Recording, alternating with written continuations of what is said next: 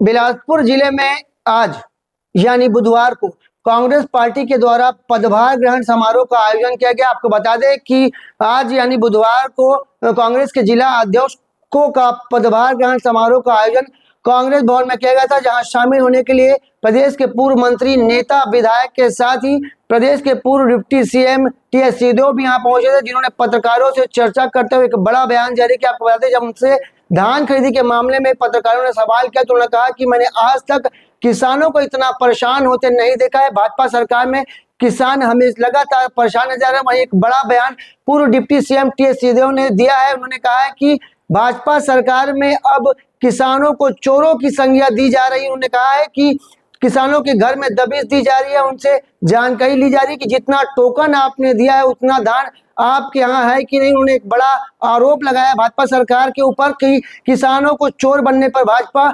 मजबूर कर रही है। इसके साथ ही पूर्व डिप्टी सीएम टी सिंहदेव ने कहा कि भाजपा सरकार किसानों का धान खरीदना ही नहीं चाहती, इसीलिए टोकन का एक निर्धारित समय तय कर दिया गया, जिससे अब किसान लगातार परेशान है। आइए जानते हैं टी सिंहदेव ने क्या कुछ कहा है धान खरीदी के मामले में। 2 साल के अनुभव के बाद भी संभाल नहीं पाई और राइस मिलरों की व्यवस्था से लेके किसानों के खेत की गिरदवाली के बाद उनके